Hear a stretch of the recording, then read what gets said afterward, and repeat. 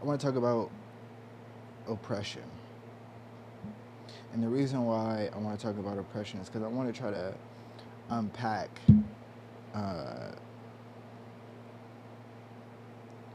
I want to unpack oppression by trying to target the from a historical lens, kind of trying to find the earliest forms that we can see of oppression. Because, and my goal for this is because I feel like the conversation on oppression, the literature on oppression, tries to, not all, obviously, from kinfolk, they get a little bit more nitty gritty, but I feel like a lot of the literature try to keep this kind of like open endedness with oppression. Like, we obviously name the groups and types of people and the groups targeted by oppression normally, but I feel as though there's still this like it's mystified. I don't like how mystified it is, and I have a goal to try to demystify it here. Anyway, by starting from its roots and moving on for this video, we're just gonna start off with what I think is the earliest that I can find of oppression, which is obviously our partners in crime as men, women. My point is, they were the first group to be oppressed, and how it happens is very interesting and very sinister, from what I found. So, what I looked at was ancient civilizations. I started off with the earliest civilization I can that's like recorded. Obviously, we know it's the Sumerians, but I try to go a little bit before that with like what we know and what we discovered from like hunter-gatherer groups and stuff like that. So they actually divvied up the workload for the most part. They divvied up the workload. Men and women didn't really have this like crazy like disproportionate relationship yet. They're hunter-gatherers. Obviously, the women like did the gathering and but they had to gather these plants and seeds and whatnot. Was dangerous work, harsh work, still in the open vast environments, so they weren't pushovers, and it's not like their work was meaningless. And like I said, it was pretty even, and up until a couple of things happened. So how it's presented to me and how most prevailing kind of like idea goes about it is the plow was invented. If you don't know what a plow is, it's like this like the earliest like version of it, like this wooden like thick shovel kind of looking thingy, and it's a pretty like labor intensive tool. So like before women like would be able to join in on some men activities and help out and stuff like that, but with the plow, because it was so efficient but it was kind of labor intensive, and it kind of became like the only way of like the main tool of agriculture, men kind of took the workload over in the field, and women kind of responsibilities retreated to the household, making sure the women, I mean the children and the household was they would build the shelter and yada yada yada. So that was like the first kind of like tipping, and because like the plow, like I said, is labor intensive, it's kind of hard to do while you're bearing children, which they were doing a lot, probably year round.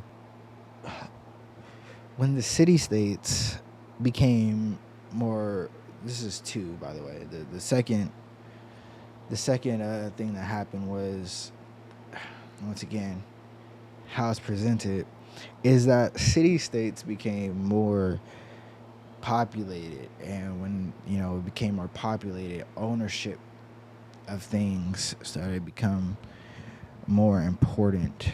Who owned what,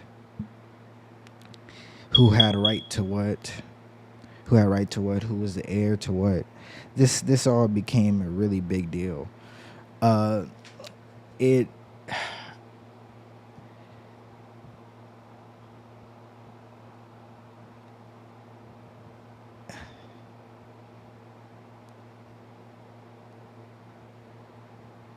This idea led women to becoming both a trophy, like an indication of status, and it was kind of like weird if you weren't married. Also, like marriage was like very like it was something that like women would get married as early as 12, but for men they would usually be a little bit older, like 20.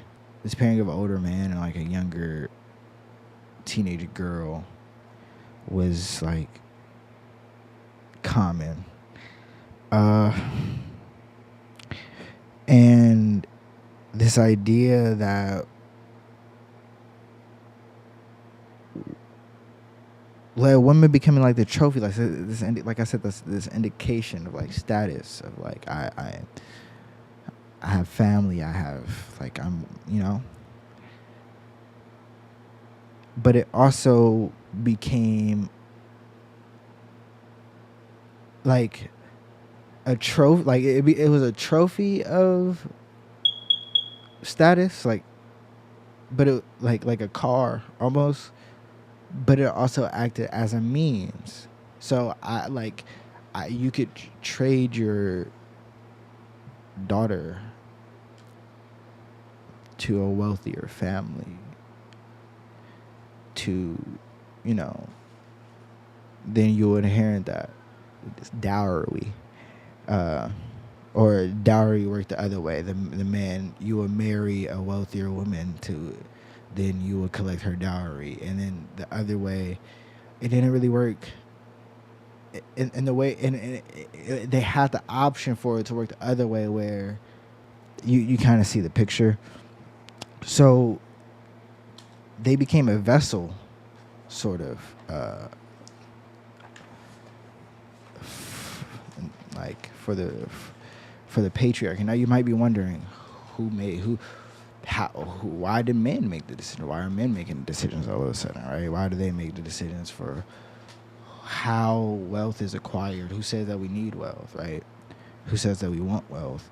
But we'll get there in a second. Like I said, men didn't just exactly just assume power. They didn't just assume. And now this is where it becomes fanfic. So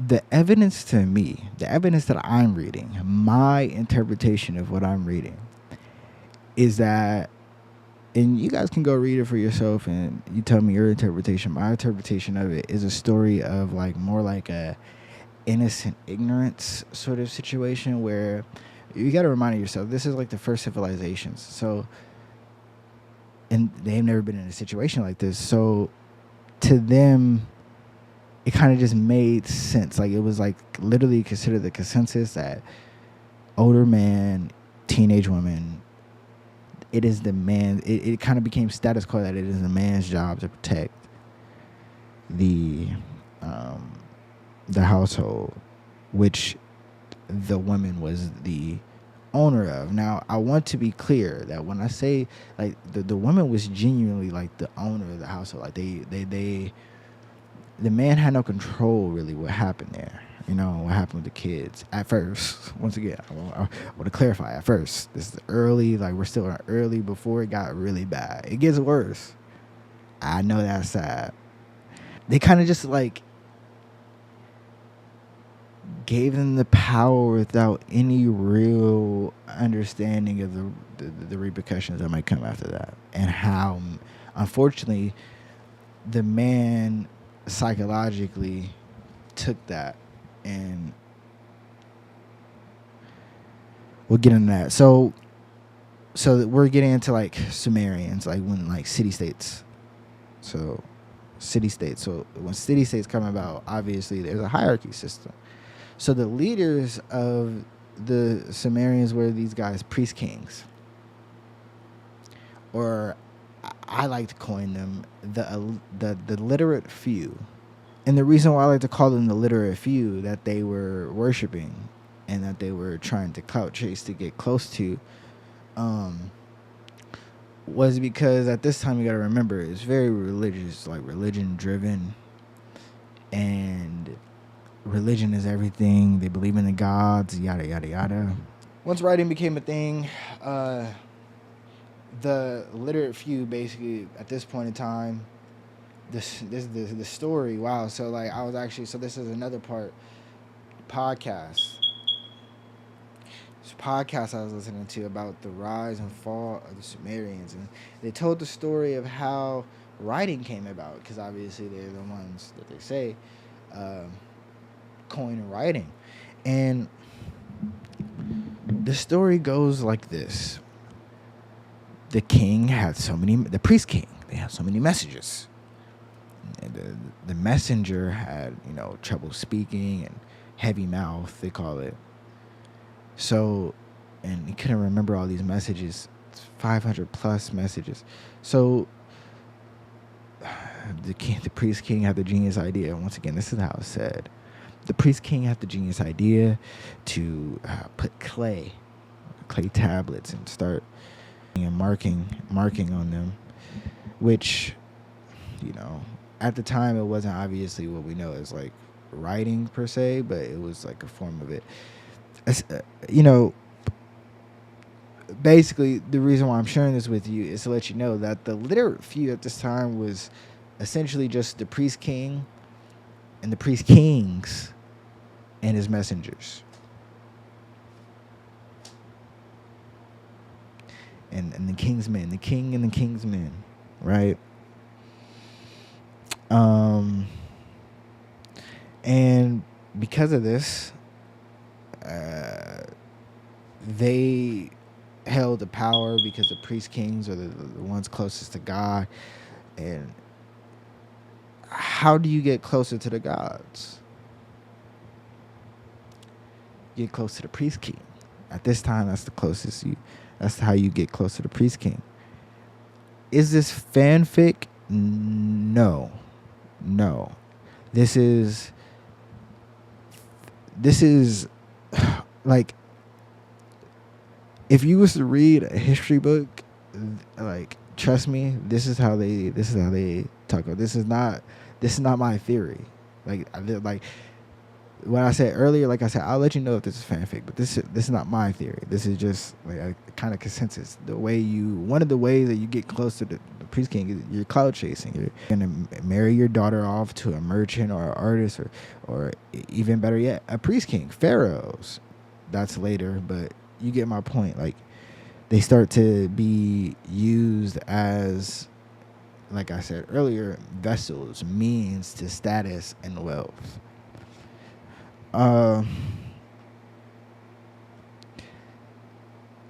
Yeah, so like I said, literacy is the first form of power. And obviously it was men who were first literate. Changing class levels was very possible. Like, this was a very feasible thing. Like, it was known that your status at birth really had no effect on who you could end up being, how wealthy you can end up being in your towards the end of your life, later in your life, in the pursuit of impressing the priest kings. Like, it was used as a means to show that, hey, I'm here. And that's where this, like, that funny kind of like idea where like women have been saying, where they feel like to use, I guess,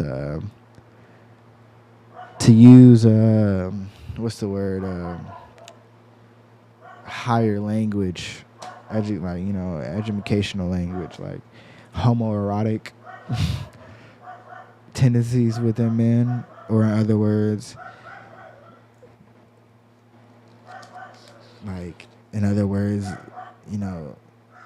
these niggas only do shit to impress other niggas. This kind of like DL, kind of like Twitch or intuition, that women have on men, where they're so quick to call a guy DL, because through this kind of like they feel like this idea that men only treat women the way they do, and they do the things that they do, and perform masculinity. Um, that they perform masculinity purely to be I seen to be seen and identified with by men, for men, and with men. Uh, to me, it sickens me how we've gotten to the point where we already so early in our evolution gotten to the point to where we feel comfortable treating humans that we procreate with, share house with, like objects to be bartered, like animals to be waged. It's quite odd. It's quite odd. They use the fact that women who hold the real power here to bear children. And another keynote is that it was also at this time looked at that the woman really didn't have. This is something that kind of developed a little bit in later societies, but the women didn't really have right over the children. It was looked at that like the seed of the man, the woman and man had right over the children because the seed is like necessary, and I'm like the man was making the decision to choose it. I mean, to have the child, and it was phrased as this like protecting, but it was a manipulation of that. It became a manipulation of that through insecurity, through envy. Um, you know, the pursuit, like I said, the pursuit to achieve status and positioning in a system that is basically telling you that I guess the word that I'm looking for is like incentivizes, in a world that incentivizes this type of behavior, and that you as a man are less than if you do not meet these requirements, if you're not as close to the priest king in this time period, if you're not close to God, you know, uh, things of that nature. But I think that it just shows that this very early form of repression shows us a pattern that we're going to see over the other forms of repression that we'll get into, that we'll see later on, is that a common denominator, one, a fear of a true power that they're oppressing, right? Like, if you look at the common denominators of all the things, people that they choose to oppress, and the things that they choose to oppress, is that it holds some sort of innate function, either that be by itself, through its skin, through its personhood, through its culture, that threatens either its status or pursuit of said status. Control. And I think early on they realized that very fast, that due to just, once again, it would just kind of like this click, when ownership became a thing, and all that other stuff, it just clicked like, oh, I'm gonna use the power I'm gonna exploit this. I'm gonna exploit the trust, and that's another topic. But I'm gonna end this video here. And I'm gonna conclude with this, like I said, with what I started with, which is the goal of all of these videos, series of oppression. I'm talking about oppression, unpacking oppression is because I feel like when we talk about oppression, we try it's this, oh, like it's very weird. I don't really like it's such a weird conversation where it feels like we're beating around a very obvious bush.